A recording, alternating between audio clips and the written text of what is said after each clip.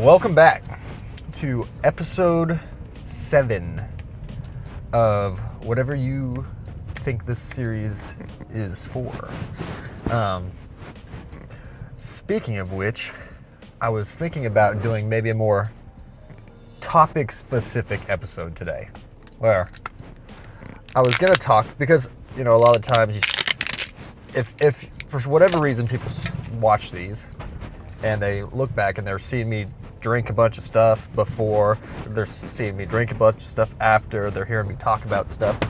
I really quick just wanted to dive through some ideas. If you are brand new to the gym, you're going to hear a lot about supplements.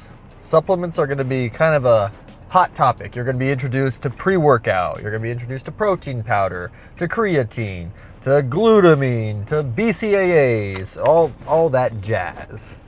But as a beginner, what do you actually need? What is going to be something that you can get that might actually impact your progress at the gym? Well, I'm going to be honest with you. The term supplement itself should be an indicator to you that none of it's necessary, all right?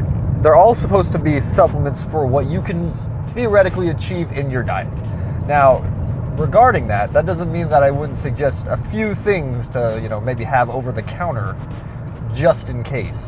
And I'm going to say, and we're going to kind of dive into, whether you're wanting to gain weight, whether you're wanting to lose weight.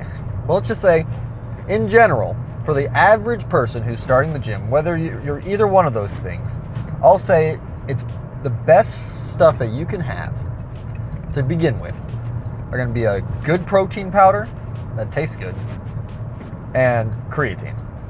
I would actually put creatine as probably number one. And the reason for that is going to be because you can get protein in your diet.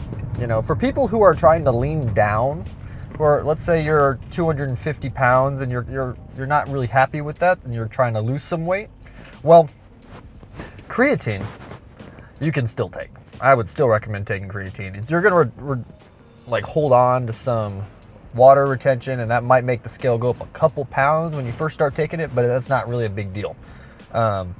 It's going to assist you in the gym. What creatine does is it helps in the production of ATP, which is the energy that you use as you're lifting weights. So if you're training hard to failure, with creatine, you might be getting in an extra rep or two. And basically what that does is it accumulates over time, just those couple extra reps, and all of a sudden you're gaining a little bit more muscle.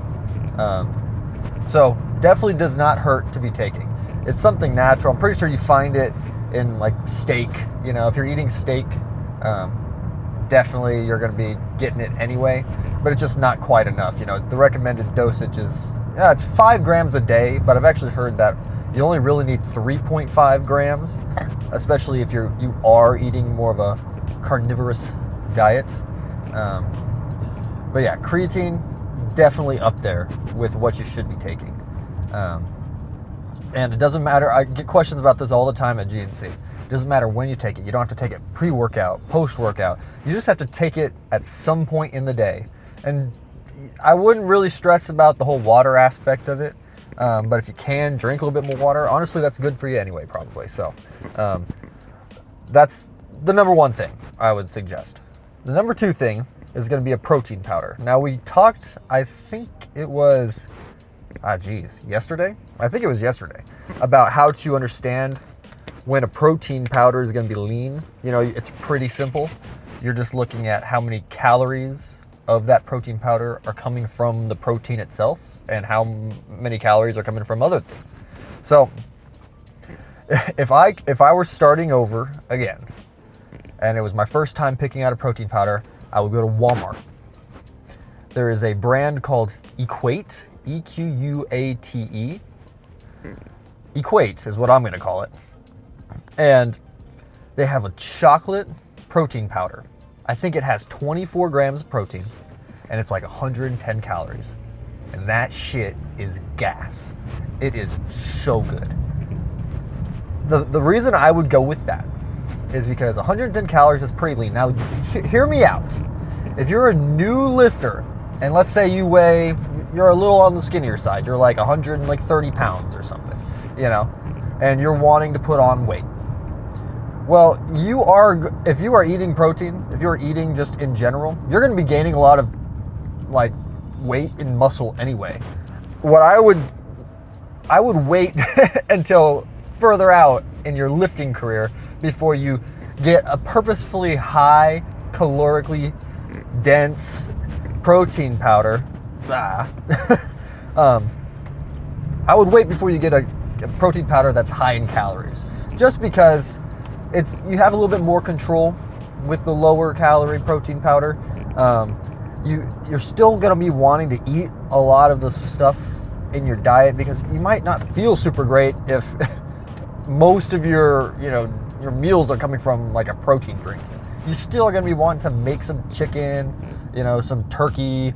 If you're putting on weight, some beef, a lot of that stuff. Now you can lose weight with beef too. It's just, you have to make sure you're getting a little bit leaner cut. But what was I saying? Yeah, that Equate chocolate protein is so good. And it's kind of hard to beat. It's like $17 at Walmart. Bro. So that's definitely going to be something that you want to check out, especially if you're new.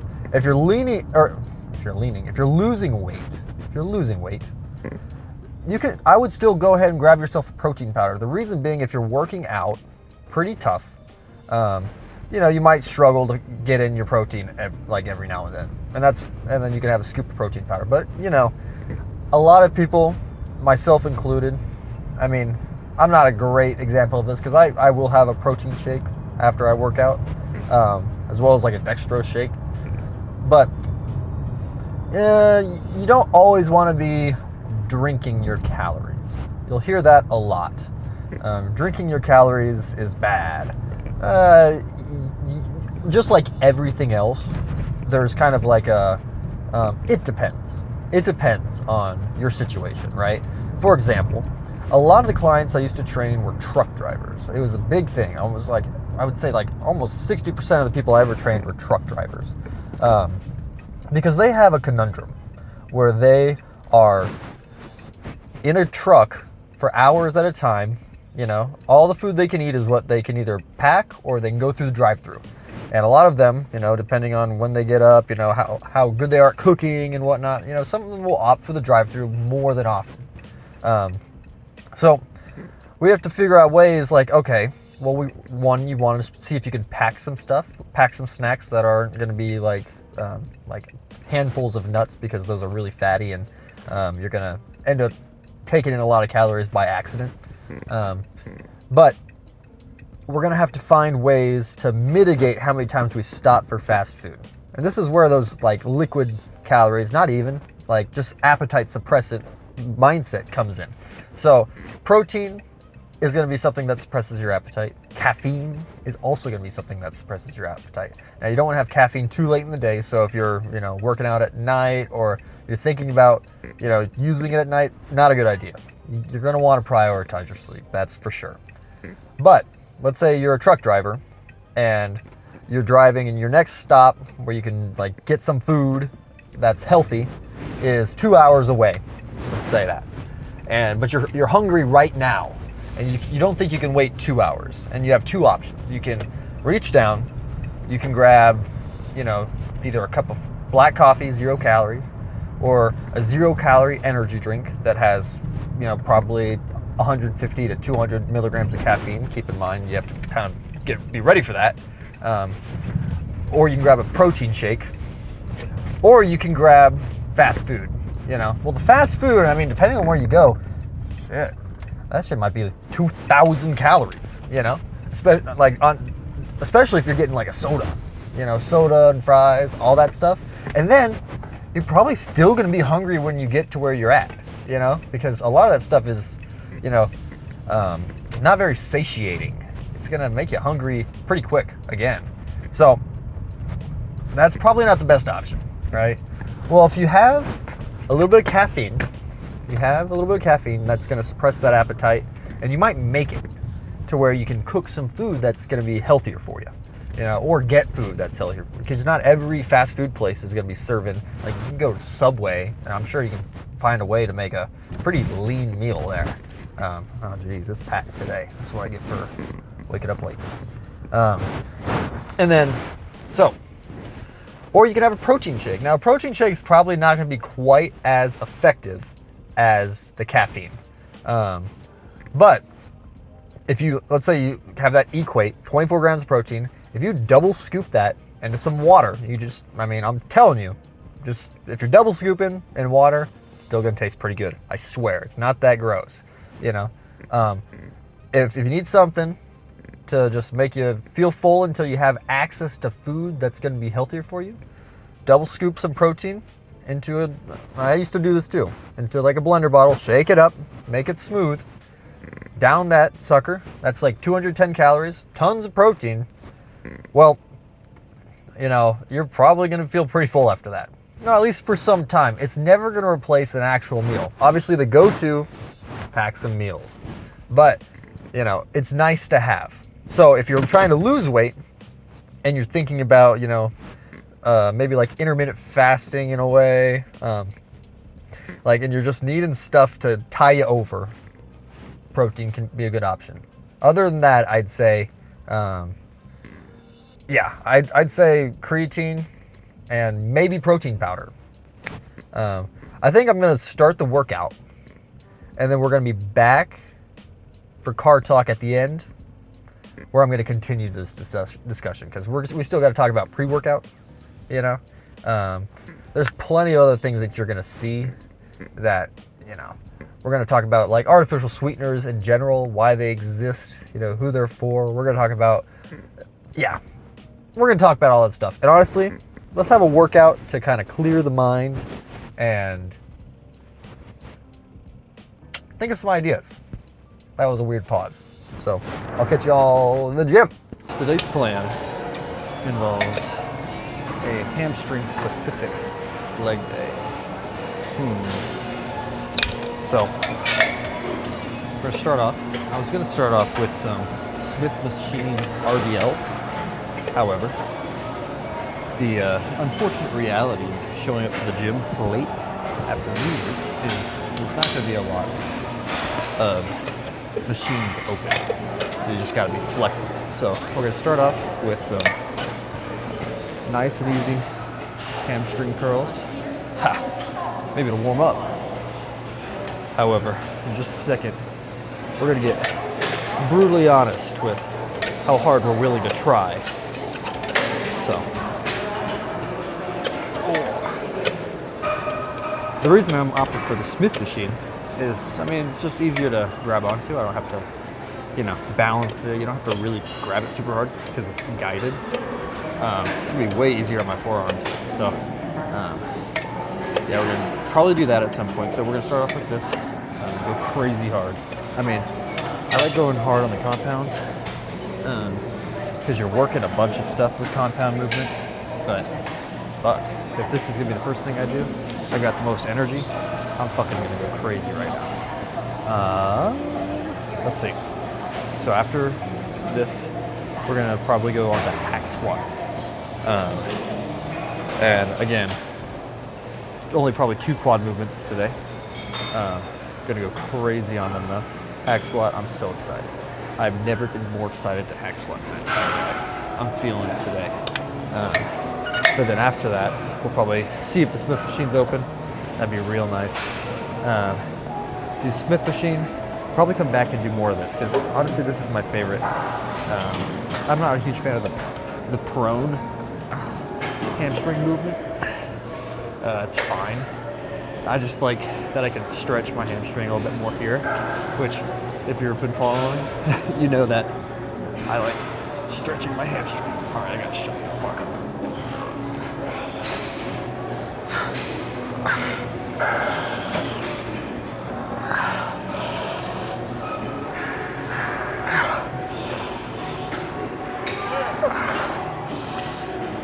Oh, I'm still getting warmed up. Anyway, what was I saying? Yeah, like you get a better stretch on this, so That's important for me because I'm trying to get a little bit more flexible so I can start doing some better RDLs, better bent over rows, all that good stuff. So this, hack squats, Smith machine RDLs. We're gonna do some quad extension. Come back and do some more of these. And then we're gonna maybe do some, that's gonna be it. Other than like the adductor, abductor, and calves, and some abs today, and some forearm work, which I probably won't record most of that, but anyway, I mean, shit, unless there's something really important. You guys are gonna see the list, but then I'm gonna be talking to you guys in the car.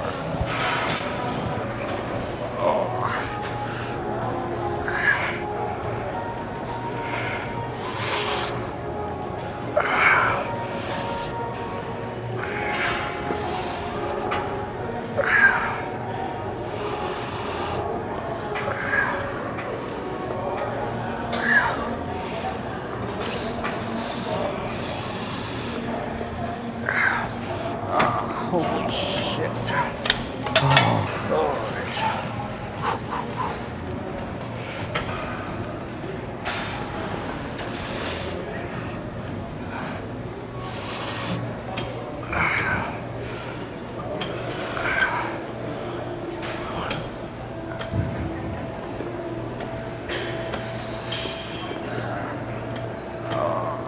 Man, hella uncomfortable. Ouch. I'm gonna drop Cynic. Fuck it. Go.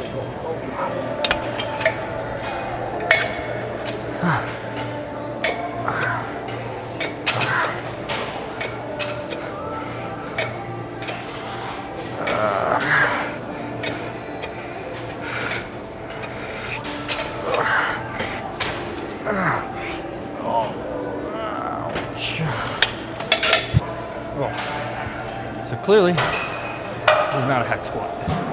Turns out, I'm pretty sure they don't have a hack squat here.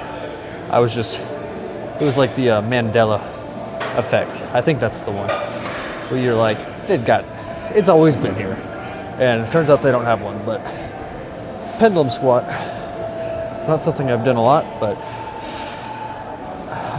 I've heard pretty awesome things about it. And from what I can tell, it's like a hack squat, just kind of a little smoother, honestly. A little easier resistance profile. But anyway.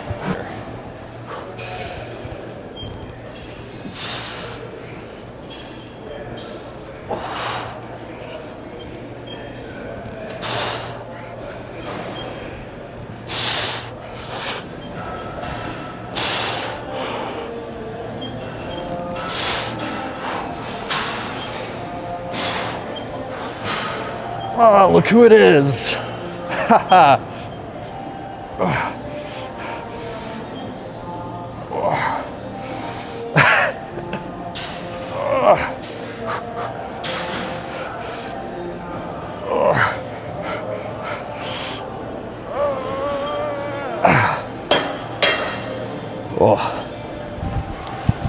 John. Do they not have a hack squat here? I'm sorry? Do they not have a hack squat here? No, that's what I am. Yeah, I was like, No, they don't. it's like, I'm gonna do hack squat today. So I don't know.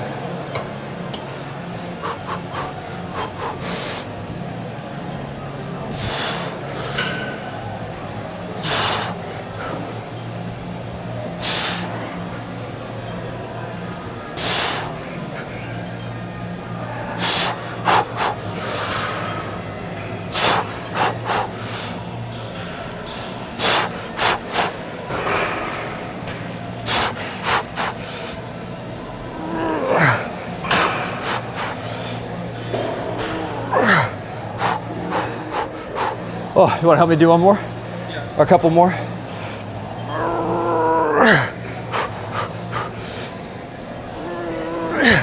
One more.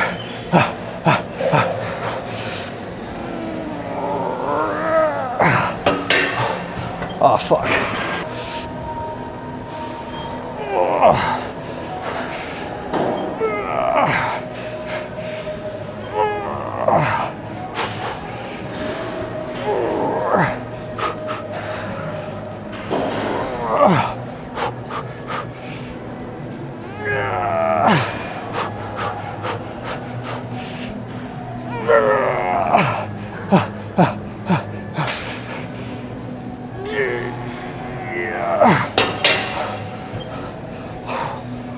Oh my God. That hurts really fucking bad. Oh. Let's see.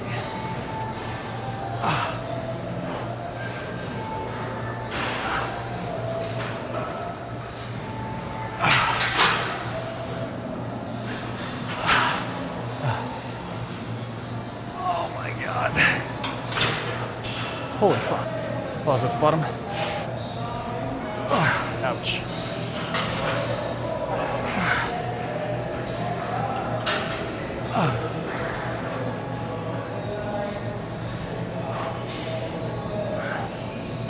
Oh, fuck. Ah.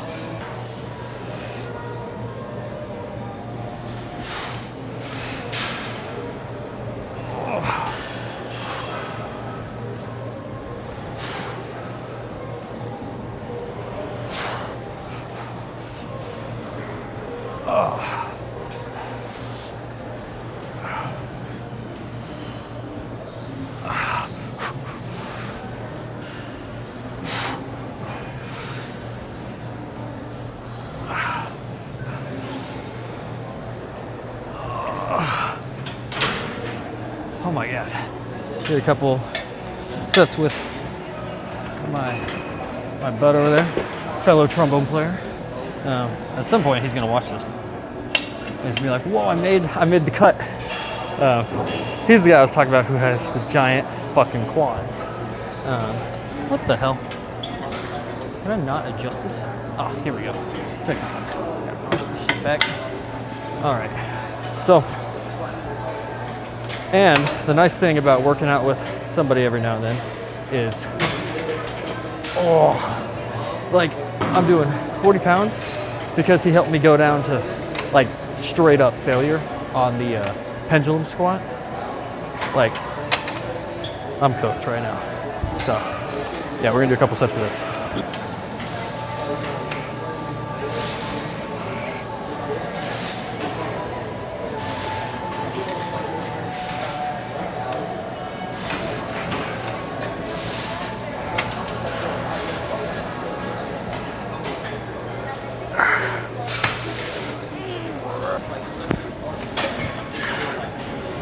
We're at 185. I'll have to watch the last video, but we were not at 185 last time. We're getting stronger. Hell yeah. Actually, I quite should have done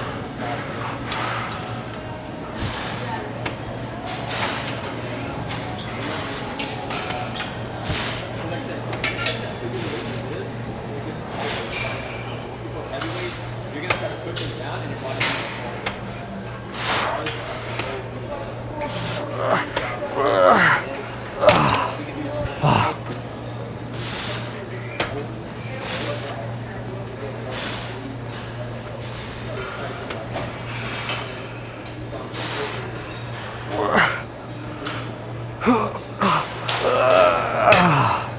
I'll take it. Leg day, absolutely demolished.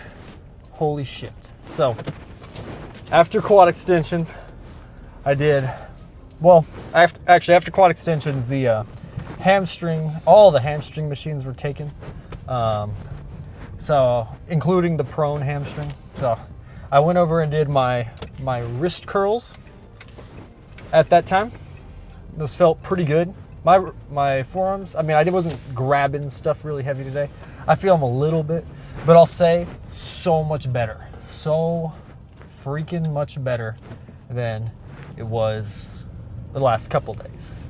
And then after that, I went back. The seated hamstring curl that I was using was taken. So I just went, they had a hoist machine. Now, if you've never used the hoist machines, they're comfy. I'll say that. They move as you move. I don't really know what the purpose of that is, but it does, I don't know.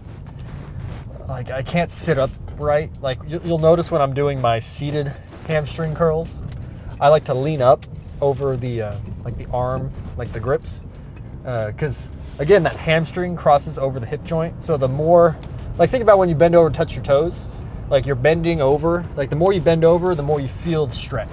So that's kind of the idea. The hoist machines, there's no chance you can do that. You can't really like sit up. Maybe you can figure out a way, but just doesn't work quite as well. So I was doing like 20 reps, just burning out. And dude, my legs are feeling full. They are feeling well fed in terms of weight lifted. Weight lift. So anyway, now's as good of a time as ever to talk about. So I'm over here chugging an MRE protein shake. Let's look at the macros. 230 calories. Boom. We got 40 grams of protein. Okay, not bad. 40 times 4. That's going to be 160. You're telling me 70 calories are coming from other things in this? So we got 5 grams of fat, 5 grams of carbs. You know, that's going to be a lot of it. It's also just not, it's not like a complete protein. It's all, I think, sourced from like, like vegetables and, peas and legumes. So I'm not sure if I would count it as 40 grams of protein, but why am I drinking it? I'm drinking it because I'm trying to get rid of them, to be honest with you. Because I have like a couple more and I don't want them to go to waste. And for me, consuming a couple extra calories isn't that big of a deal because I'm going to walk a little bit more. Usually I'd be hitting 10,000 steps a day. I've been doing a little bit more than that. I feel like it kind of makes up for the couple extra calories I'm getting in with this. It's not a huge deal. So, but anyway, all right. We left off talking about protein powders and how, if you're losing weight, you don't need one, but I would recommend you getting like a leaner one, Now, as you're losing weight, just keep in mind that you do want to be hitting your protein goals. It's kind of more important if you're losing weight. The reason being is because, if you're working out hard, you're going to be telling your body that you need the muscle that's on you right now. If you're hitting your protein goal, like 1 pound per body weight, 1 gram per pound of body weight that you weigh, then you're giving your body the tools it needs to keep those muscles. If you are working out hard, but you're not hitting your protein goal, your body it wants to retain that muscle, it just doesn't have the tools. So it's probably going to get, cooked away like the fat. So hit your protein goals, but you can do that just by eating. You don't need the protein. So, and as you're losing weight, it might be nice to eat things because you're going to be hungry, so keep that in mind. But let's move on.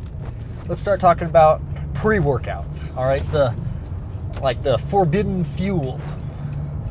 When I first, the first pre-workout I took was the Optimum Nutrition, like BCAAs that have like 100 milligrams of caffeine. That was my definition of a pre-workout. And I had all my buddies, all of my friends said, you shouldn't drink that. It's terrible for you. Now look, if you are overdoing it on the caffeine, then that's probably not a good idea. And would I suggest that somebody who's first starting to lift go out and buy like the C4 like bomb thing that they sell? Like we have this thing at GNC, it's like a C4 bomb. It has like 8 grams of beta alanine. It has 400 milligrams of caffeine. I tried it and I didn't throw up. Okay, I didn't. But I would have felt so much better if I had. Because that shit hit me like a fucking semi-truck. Goddamn. 8 grams beta alanine is way too much. All right. So, do you need a pre-workout when you're first starting at the gym? No, you don't need a pre-workout. You don't need a pre-workout even if you're lifting, decades into the future.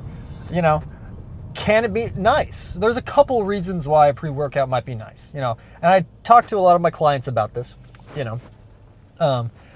it nice for like motivation? If you have a pre-workout that tastes pretty good, it's not absurd, it doesn't have like, it's not overdosed in any means, if you wake up in the morning and you're like, oh, I can't wait to drink my pre-workout, and then you drink your pre-workout, and then because you drank your pre-workout, you're like, all right, time to go to the gym, I guess, because I just had my pre-workout. I have to go work out. It might be beneficial for you. If you wake up in the morning and the only time you can work out is like bright in the morning, bright, man, whatever, then it might be for you as well. Because if you wake up and you're super tired and without a pre-workout, you're like, I'll just skip the gym. Well, then, again, a non-overdosed pre-workout might be great. I'm not sponsored or anything, but when I started out, I would use the essential pre-workout, like that C-Bums got out. It's like perfect. It's cheap. You can buy it at Walmart. It's got 200 milligrams of caffeine, which is about the same as like any kind of normal energy drink. Like any kind of Ghost. If you've ever had a Ghost energy drink, it's 200 milligrams of caffeine. It's like 2.5 cups of coffee, about. Not terrible.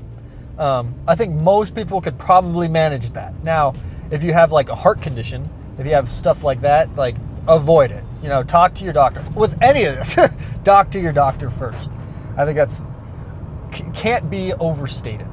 You don't want to do something to yourself because you didn't talk to your doctor first, and your doctor is like, no, dude, you're having heart palpitations. You can't be having that much caffeine. Well, shit, you just don't want something bad to happen. So consult with people who have studied this for a living and understand the human body more than any influencer would, So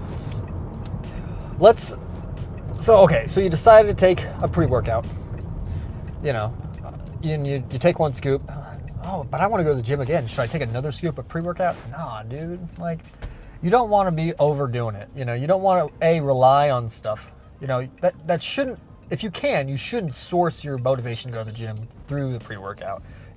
That's in case of emergencies. If you just absolutely need something to get up.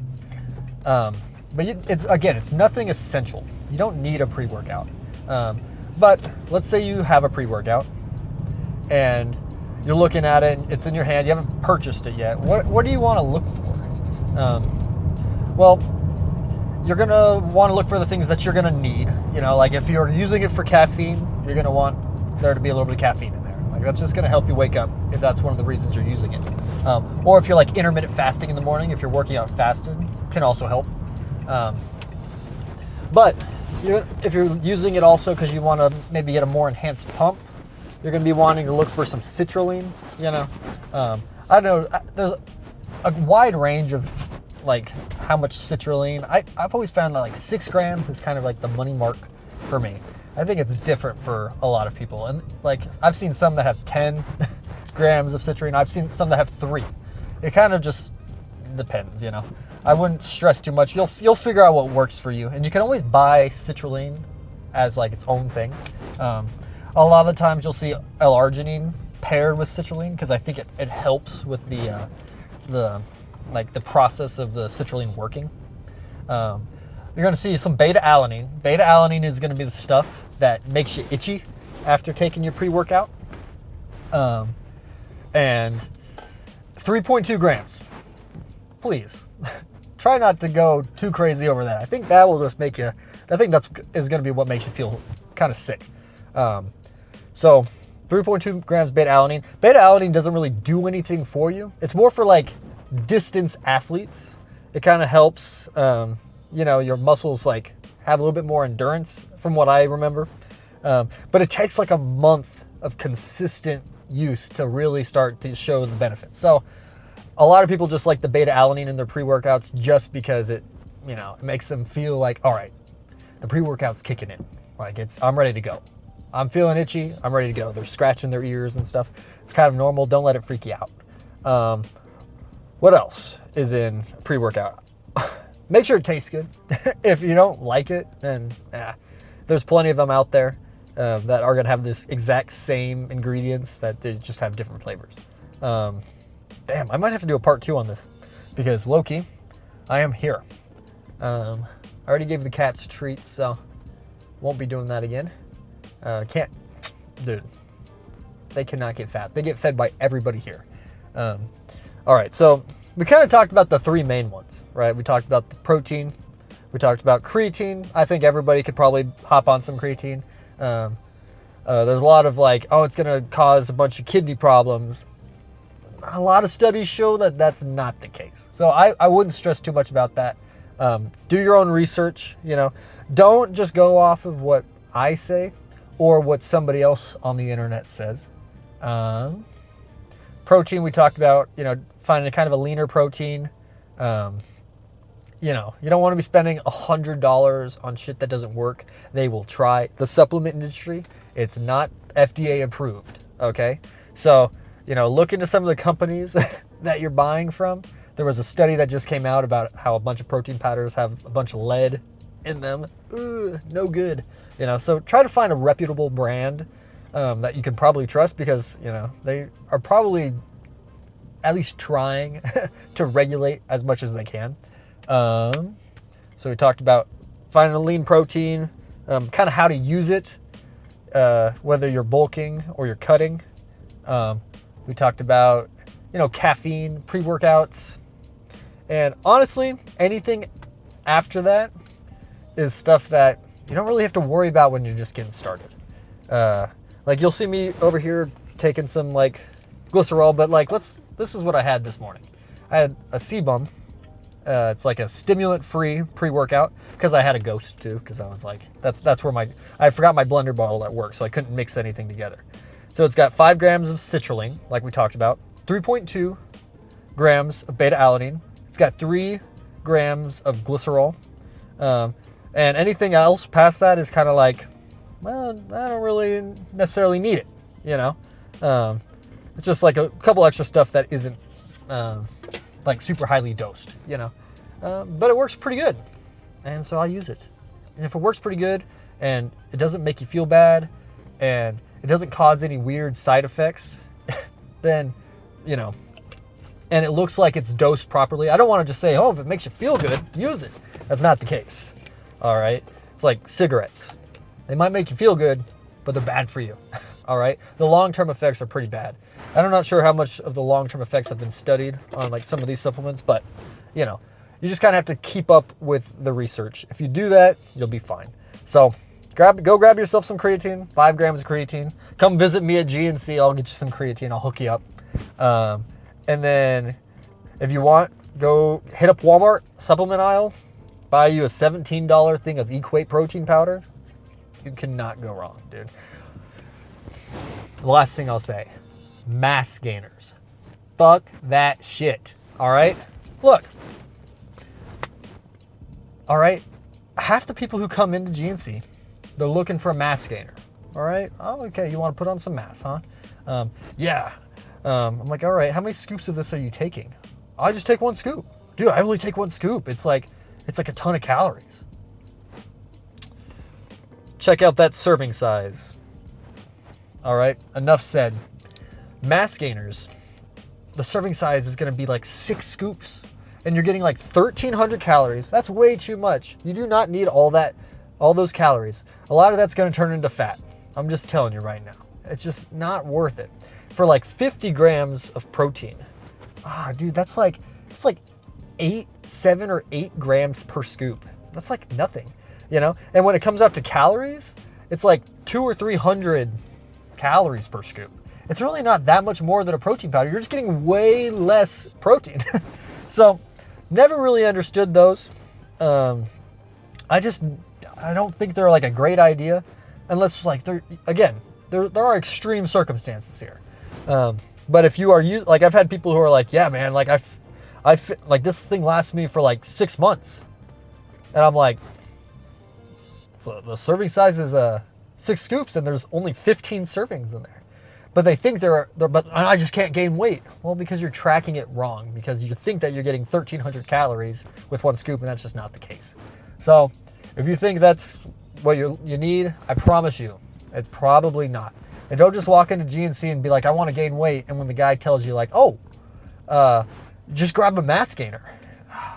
Dude, do your own research, please. You know, you don't want to bulk up and get to a point where you're like, damn, dude, I wish I would have slowed it down a little bit. You know, probably worth it. I'm kind of at that point myself. I'm like 18, 19% body fat on a good day. But I do wish I would have, I wasn't really tracking anything, you know. I'm kind of out of season, you know, if I've ever been in a season. Hence why this is season 1. But, yeah, I wish I would have controlled it more. I mean, I think everybody kind of wants, you know, to control the results they're getting as much as they can. If you're just going to put on a bunch of weight and then praying that you're going to put on some muscle, like you can put on weight and put on muscle. You don't need to put on a ton of fat. You just don't need to do that. So let's play it smart, guys. Anyway, that's it for me. So tomorrow is going to be... Fuck, what's tomorrow? Oh, tomorrow's push day again. God damn. All right. Well, I've got some fun stuff planned coming up. I think I'm going to be doing some special things on my rest days. So we'll see. Some community service. Spoiler. I'm just holding myself accountable right now, so now I have to do it because I said I was going to do it. But I won't tell you what it is. I think it'll be fun. So anyway, I will catch you guys then. I will catch Mom. Hi, Mom. I'll catch you later.